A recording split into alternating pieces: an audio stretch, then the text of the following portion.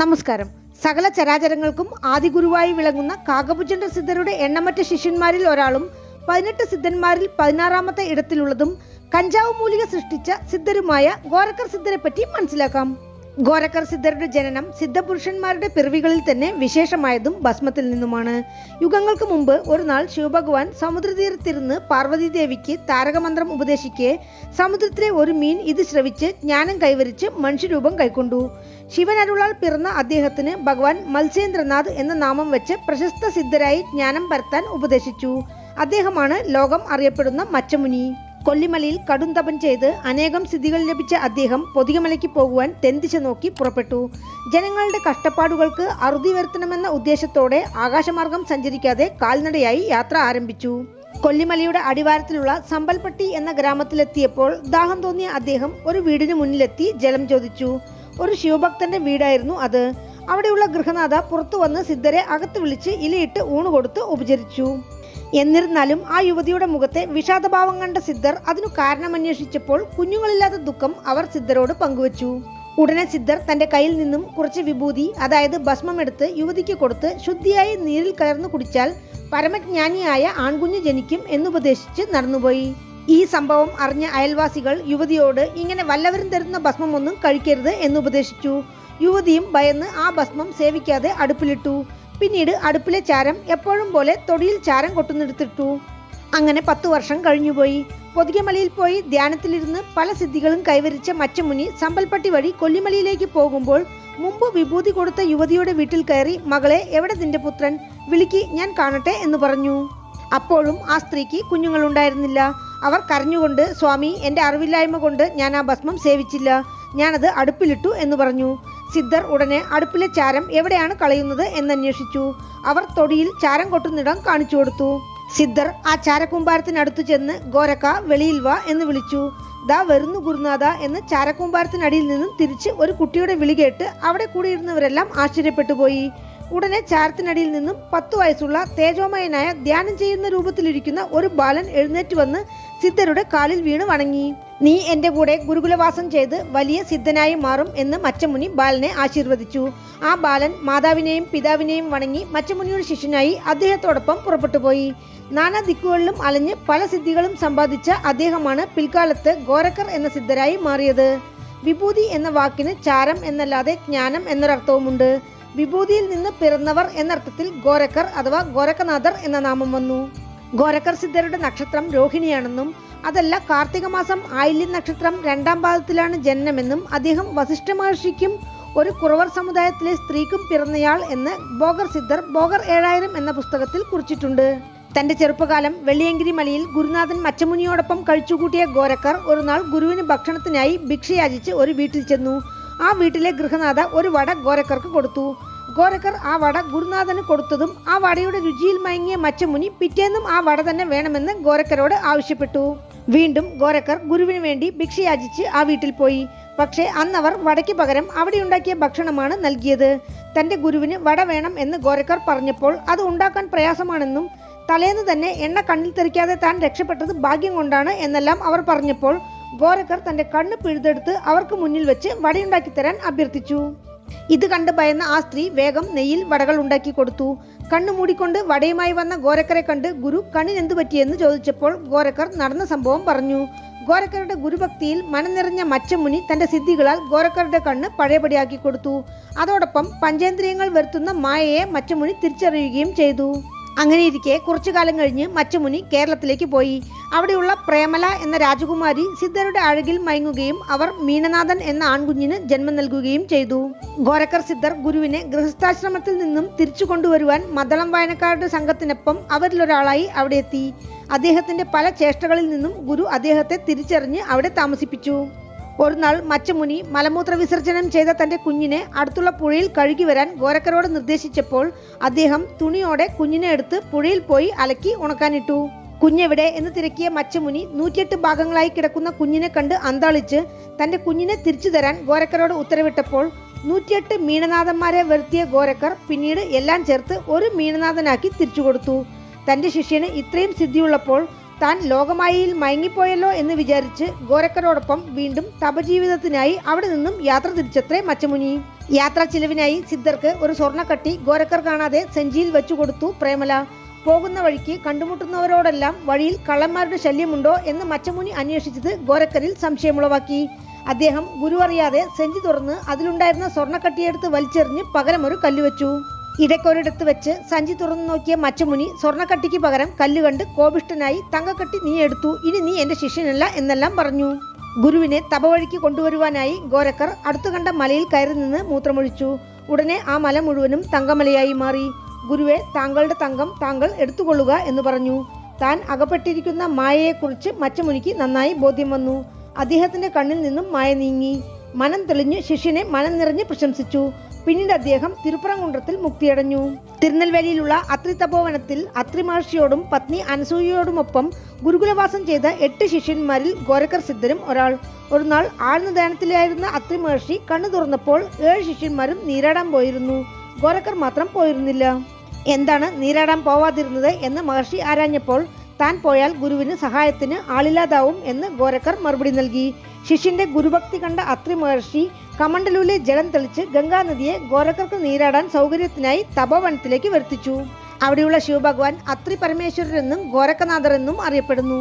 മനുഷ്യജീവിതത്തിൽ ഏർപ്പെടുന്ന വാർദ്ധക്യത്തിനും ശരീര തളർച്ചയ്ക്കും എന്താണ് കാരണം എന്ന് ഗവേഷണം ചെയ്ത് ശരീരം എന്നും വജ്രം പോലെ സുന്ദരമായി ചെറുപ്പമായിരിക്കാനുള്ള കായകൽപ്പമൂലികകൾ കണ്ടുപിടിച്ച മഹാനാണ് ഗോരക്കർ സിദ്ധർ. കായം എന്നാൽ ശരീരം, കൽപ്പം എന്നാൽ ബ്രഹ്മദേവന്റെ ഒരു ദിവസം. കൽപ്പാന്തകാലത്തോളം ശരീരം കേടാവാതിരിക്കാനുള്ള മൂലികകളാണ് കായകൽപ്പമൂലികകൾ. കായകൽപ്പമൂലികകളുടെ സൃഷ്ടിക്ക് പിന്നിലൊരു കഥയുണ്ട്. ഗോരക്കർ വരദമേട് എന്ന കാട്ടിൽ തപസനുഷ്ഠിക്കെ ബ്രഹ്മമുനി എന്ന ഋഷി കുരുക്ഷേത്രത്തിൽ നിന്ന് തമിഴ്നാട്ടിലെത്തി. സുഹൃത്തുക്കളായ ഇരുവരും ചേർന്ന് ബ്രഹ്മദേവന്റെ സൃഷ്ടിക്ക് ആധാരമായ ശക്തി തങ്ങൾക്കും ലഭിക്കാൻ ഒരു യാഗം തുടങ്ങി. സൃഷ്ടികർമ്മം ഈ സിദ്ധന്മാരുടെ കൈകളിലായാൽ പിന്നെ ദേവലോകത്തുള്ളവർക്ക് എന്ത് വിലയാണുള്ളതെന്ന് ചിന്തിച്ച ദേവന്മാർ അഗ്നിയെയും വരുണനെയും അയച്ച് സിദ്ധന്മാരുടെ യാഗം തടസ്സപ്പെടുത്തി അവരെ വശീകരിക്കാനായി മരുൾമായ ഇരുൾമായ എന്ന 2 സുന്ദരികളെ യാഗാഗ്നിയിൽ നിന്നും സൃഷ്ടിച്ചു. ഇത് കണ്ട് കുപിതരായ സിദ്ധന്മാർ സുന്ദരികളെ ശപിച്ച് കായകൽപ്പ ചെടികളാക്കി മാറ്റി. ഗോരക്കർ സിദ്ധർ മരുൾമായയെ ശപിച്ച് കഞ്ചാവ് ചെടിയായും ബ്രഹ്മമുനി ഇരുൾമായയെ ശപിച്ച് പുകയില ചെടിയായും മാറ്റിയതായാണ് പുരാണങ്ങൾ. അതിനാൽ കഞ്ചാവ് ചെടിക്ക് ഗോരക്കർ മൂലിക എന്നും പുകയില ചെടിക്ക് ബ്രഹ്മപത്രി എന്ന നാമവും വന്നു. സിദ്ധന്മാർ കോപിച്ചതിനാൽ അവർക്ക് തപോബലം നഷ്ടപ്പെട്ടു. അവർ സങ്കടത്തോടെ ശിവഭഗവാനെ തപസ് ചെയ്തു. ഭഗവാൻ അവർക്ക് മുന്നിൽ പ്രത്യക്ഷനായി ഈ കായകൽപ്പം കൊണ്ട് ജീവജാലങ്ങൾക്ക് പല കാലം ജീവിക്കാനുള്ള മരുന്ന് തയ്യാർ ചെയ്യുക എന്നുപദേശിച്ച് മറഞ്ഞു. അങ്ങനെ അവർ കൊല്ലിമലയിലും ചന്ദ്രഗിരി മലയിലും താമസിച്ച് മനുഷ്യനന്മയ്ക്ക് ആധാരമായ പല മരുന്നുകളും തയ്യാർ ചെയ്തു എന്നാണ് പറയുന്നത്. ചന്ദ്രഗിരി മലയടിവാരത്തുള്ള മഹാലിംഗ ഗുഹയിൽ ഗോരക്കർ തപസ് ചെയ്തതിനടുത്തുള്ള തീർത്ഥം ഇന്നും ഗോരക്കർ തീർത്ഥം എന്നറിയപ്പെടുന്നു. അഷ്ടസിദ്ധികൾ വശമുണ്ടായിരുന്ന ഗോരക്കർ സിദ്ധരുടെ കൺമുന്നിൽ വെച്ച് ഒരിടയൻ പാമ്പുകടിയേറ്റ് മരിച്ചുപോയി. ആ സമയം ഇടയന്റെ ഭാര്യ അദ്ദേഹത്തിനുള്ള ഭക്ഷണവുമായി വരികയായിരുന്നു. ഭർത്താവിന്റെ വിയോഗം അവർക്ക് താങ്ങാനാവില്ല എന്ന് ഗോരക്കർക്ക് തോന്നി. കൂടുവിട്ട് കൂടുപായൽ വിദ്യ വശമുണ്ടായിരുന്ന അദ്ദേഹം തന്റെ ശരീരം ഒരു ഗുഹയിൽ വെച്ച് ഇടയന്റെ ശരീരത്തിൽ കയറി ഇടയന്റെ വീട്ടിൽ പോയി. ഇതറിയാതെ അതേസമയം അവിടെ വേട്ടയ്ക്കെത്തിയ ഒരു രാജാവ് ഗുഹയിൽ സിദ്ധരുടെ ശരീരം കണ്ട് ആരുടെയോ മൃതശരീരമെന്ന് കരുതി കത്തിച്ചു കളഞ്ഞു. തിരിച്ച് ഗുഹയിലെത്തിയ ഗോരക്കർക്ക് തന്റെ ശരീരം നഷ്ടപ്പെട്ടതിനാൽ ഇടയന്റെ ഭാര്യയുടെ മരണം വരെ അദ്ദേഹം ഇടയന്റെ രൂപത്തിൽ തന്നെ വസിച്ച് തന്റെ ഇടയ ശരീരത്തെ കായകൽപ്പ വിദ്യകളാൽ ദൃഢമുള്ളതാക്കി തീർത്തു എന്ന് കരുവൂരാർ വാദകാവ്യത്തിലുണ്ട്. ഗോരക്കർ സിദ്ധർ കൊല്ലിമലയിൽ ഇരുന്നു കൊണ്ട് പല 1000 വർഷം വാഴാനുള്ള ഉയർന്ന മരുന്നുകൾ കായകൽപ്പമൂലികകളെ ഗുരുമൂലികകളാക്കി വെച്ചുകൊണ്ട് തയ്യാർ ചെയ്ത് വൈദ്യം, വാദം, യോഗം, ജ്ഞാനം എന്നിവയെ മനുഷ്യ സമൂഹത്തിന് ഉണർത്തിയ സിദ്ധരാണ്. താൻ മനസ്സിലാക്കിയ ജ്ഞാനം മറ്റുള്ളവർക്ക് പകർന്നു കൊടുക്കാൻ ഗോരക്കർക്ക് യാതൊരു മടിയും ഉണ്ടായിരുന്നില്ല. അതിനാൽ അദ്ദേഹത്തിന്റെ പുസ്തകങ്ങളിൽ അവയെല്ലാം മറച്ചുവെക്കാതെ മനുഷ്യർക്ക് മനസ്സിലാകുന്ന വിധത്തിൽ കുറിച്ചിട്ടുണ്ട്. ഗോരക്കർ ചന്ദ്രരേഖെ, ഗോരക്കർ രക്ഷമേഖലെ, ഗോരക്കർ മുത്താരം, ഗോരക്കർ മലൈവാക്കം, ഗോരക്കർ ഗർഭസൂത്രം, ഗോരക്കർ മുക്തിനെറി, ഗോരക്കർ അഷ്ടകർമ്മം, ഗോരക്കർ സൂത്രം, ഗോരക്കർ മൂലിക, ഗോരക്കർ ബ്രഹ്മജ്ഞാനം എന്നിങ്ങനെ 15ൽ പരം പുസ്തകങ്ങൾ അദ്ദേഹം രചിച്ചിട്ടുണ്ട്. ബോഗർ സിദ്ധർ, സട്ടേമുനി, കൊങ്കണ സിദ്ധർ എന്നിവരുമായി അദ്ദേഹത്തിന് നല്ല അടുപ്പം ഉണ്ടായിരുന്നതായി പറയപ്പെടുന്നു. കലിയുഗത്തെക്കുറിച്ച് ദീർഘദർശനത്തോടെ ഭൂമിയിൽ നിറജാതി ഭേദങ്ങൾ അധികരിക്കുമെന്നും വയസ്സു മുതിർന്ന സ്ത്രീകളെ ഇളം വയസ്സ് പുരുഷന്മാർ വിവാഹം കഴിക്കുമെന്നും മനുഷ്യന്റെ ഉയരവും ആയുസ്സും കുറഞ്ഞു കാണപ്പെടുമെന്നും 100ൽ ഒരാളെ നല്ല മനുഷ്യരായി പിറക്കുകയുള്ളൂവെന്നും ചന്ദ്രൻ ഭൂമിക്ക് വളരെ അടുത്തായി തേയാതെയും വളരാതെയും കാണപ്പെടുമെന്നും ലോകം മുഴുവനും കുടിയേറ്റങ്ങൾ നടക്കുമെന്നും പ്രകൃതിക്ഷോഭങ്ങളെപ്പറ്റിയും പുലിയും പശുവും ഒരേയിടത്തിൽ വസിക്കുമെന്നും കലിയുഗാവസാനം പഞ്ചം ഏർപ്പെടുമെന്നും ലോകജനതയെ രക്ഷിക്കാനായി ബോഗർ വീണ്ടും വരും എന്നിങ്ങനെ പലതും അദ്ദേഹം തന്റെ ചന്ദ്രരേഖ എന്ന പുസ്തകത്തിൽ പറഞ്ഞു വെക്കുന്നുണ്ട്. ഗോരക്കർ സിദ്ധർ ചൈനയിൽ 500 ആണ്ടുകൾ ജീവിച്ചതായും പിന്നീട് തമിഴ്നാട്ടിൽ പല വർഷങ്ങൾ ജീവിച്ചതായും ചിദംബര രഹസ്യം ഉണ്ടാക്കാൻ ബോഗറോടൊപ്പം ഉണ്ടായിരുന്നതായി ചന്ദ്രരേഖ 200 എന്ന പുസ്തകത്തിലും ബോഗർക്കൊപ്പം പഴനി നവപാഷാണ ദണ്ഡായുധപാണി ശില നിർമ്മിക്കാൻ സഹായം ചെയ്തതായും ബോഗർ സിദ്ധരെ താൻ സമാധിയിൽ അടക്കം ചെയ്തതായും തന്റെ ചതുരഗിരി മഹാത്മ്യത്തിൽ പരാമർശിക്കുന്നുണ്ട്. ഗോരക്കർ സിദ്ധരുടെ പുസ്തകങ്ങൾ ജനങ്ങൾ ദുർവിനിയോഗം ചെയ്യാൻ പാടില്ല എന്ന് ചിന്തിച്ച് ഈ താളിയോലകൾ എടുക്കാൻ ചില സിദ്ധന്മാർ ഗോരക്കരുടെ ആശ്രമത്തിൽ എത്തിയിരുന്നത്രേ. ഇത് മനസ്സിലാക്കിയ ഗോരക്കർ സിദ്ധർ അരിയോടൊപ്പം കഞ്ചാവ് കലർത്തി അട ചെയ്ത് സിദ്ധന്മാർ കാണും വിധം വച്ചത്രേ. അട കഴിച്ച് സിദ്ധന്മാർ മയങ്ങിയപ്പോൾ പ്രധാനപ്പെട്ട താളിയോലകളെ ഗോരക്കർ മാറ്റിവെച്ചെന്നും മയക്കമുണർന്ന സിദ്ധന്മാർ മറ്റു താളിയോലകൾ കൊണ്ടുപോയെന്നും കഥയുണ്ട്. അഗസ്ത്യ മഹർഷിയുടെ നിർദ്ദേശപ്രകാരം എല്ലാ സിദ്ധന്മാരും എഴുതിയ താളിയോലകളും താൻ ജ്ഞാനത്താൽ മനസ്സിലാക്കിയ വേദരഹസ്യങ്ങളും പല 1000 ജീവൻ രക്ഷാ മരുന്നുകളും ഗുളികകളും അവയുടെ സൂക്ഷ്മവിധികളും താളിയോലകളിലാക്കി പ്രത്യേകം പെട്ടികളിൽ കൊല്ലിമലയിൽ ഗോരക്കർ കുണ്ടം എന്ന സ്ഥലത്ത് പാറയ്ക്കടിയിൽ ഗോരക്കർ കുഴിച്ചിട്ടിരിക്കുകയാണെന്നാണ് പറയുന്നത്. ഇത് കാണാൻ ആഗ്രഹിക്കുന്ന സിദ്ധന്മാർക്ക് ഈ അറ തുറക്കാനുള്ള ബ്രഹ്മമന്ത്രവും അദ്ദേഹം ഉപദേശിച്ചിരുന്നത്രേ. കായകൽപ്പ മൂലികകളാൽ ദൃഢമാക്കിയ തന്റെ ശരീരത്തിന്റെ മേൽ ഗോരക്കർക്ക് ഒരു പ്രത്യേക മതിപ്പുണ്ടായിരുന്നു. ഒരു നാൾ അദ്ദേഹം കൈലാസം പോകുമ്പോൾ അല്ലമാദേവരെ കണ്ടുമുട്ടി. അല്ലമാദേവർ മഹാജ്ഞാനി, നാഡീശാസ്ത്രത്തെ പൂർണ്ണമായി ഗ്രഹിച്ച കാറ്റിനെ ഉടലാക്കി മാറ്റിയ മഹാസിദ്ധർ. കായകൽപ്പത്തിനാൽ ശരീരം വജ്രം പോലെയാക്കിയ ഗോരക്കർ അല്ലമാദേവർക്ക് ഒരു വാൾ കൊടുത്ത് തന്നെ വെട്ടാൻ നിർദ്ദേശിച്ചു. അല്ലമാദേവർ വെട്ടിയപ്പോൾ വാൾ ലോഹത്തിൽ തട്ടിയ പോലെയുള്ള ശബ്ദമല്ലാതെ ഗോരക്കർക്ക് ഒന്നും സംഭവിച്ചില്ല. അല്ലമാദേവർ വാൾ ഗോരക്കർക്ക് കൊടുത്ത് തിരിച്ച് തന്റെ ശരീരത്തിൽ വെട്ടാൻ നിർദ്ദേശിച്ചു. അപ്രകാരം ഗോരക്കർ ചെയ്തപ്പോൾ വാൾ അദ്ദേഹത്തിന്റെ ശരീരത്തിലൂടെ വായുവിലൂടെ കടന്നു പോകും പോലെ പോയി. ശരീരം നശിക്കുന്നതാണെന്നും ആത്മാവിന് നാശമില്ല എന്ന തത്വം ഗോരക്കർക്ക് മനസ്സിലാക്കി കൊടുത്തു അല്ലമാദേവർ. അതോടെ അഹങ്കാരം നശിച്ച് അല്ലമാദേവരെ താണു വണങ്ങി ഗോരക്കർ ആശീർവാദം വാങ്ങി എന്നാണ് പറയുന്നത്. അവസാന കാലത്ത് ഗോരക്കർ നാഗപട്ടണത്തുള്ള വേളാങ്കണ്ണിയിൽ 1008 വർഷം ശിവരാജയോഗ നിഷ്ഠയിലിരുന്ന് അമ്പാൾ രാജരാജേശ്വരിയുടെ ദർശനം ലഭിച്ച ശേഷം അവിടെ നിന്നും 1 കിലോമീറ്റർ ദൂരത്തുള്ള പൊയ്കനല്ലൂരിൽ നന്ദിനാഥേശ്വരർ ആലയത്തിൽ സമാധിയായി. അദ്ദേഹത്തെ മുൻകൂട്ടി തീരുമാനിച്ച പ്രകാരം പഴനിയിൽ നിർവികൽപ്പ സമാധിയിൽ നിന്നും എഴുന്നേറ്റ് വന്ന ബോഗർ സിദ്ധരാണ് സമാധിയിരുത്തിയത്. ആ സമാധി കാണാൻ നാട്ടുകാരും ഋഷികളും സിദ്ധന്മാരും സന്നിഹിതരായി പുഷ്പവൃഷ്ടി നടത്തവേ ശ്രീ പാർവതി പരമേശ്വരന്മാർ ഗോരക്കർക്ക് ദർശനം കൊടുത്ത് കലിയുഗം തീർന്നതുവരെ തന്നെ നോക്കി വരുന്ന ഭക്തർക്ക് സഹായം ചെയ്യാൻ നിർദ്ദേശിച്ചു എന്നാണ് പറയുന്നത്. ഇവിടെയല്ലാതെ പൊതികമല, ആനമല, പരൂർപട്ടി, പേരൂർ, ചതുരഗിരി, പത്മാസുരൻ മല, ഗോരഖ്പൂർ എന്നിവിടങ്ങളും അദ്ദേഹത്തിന്റെ സമാധി സ്ഥലങ്ങളാണ്.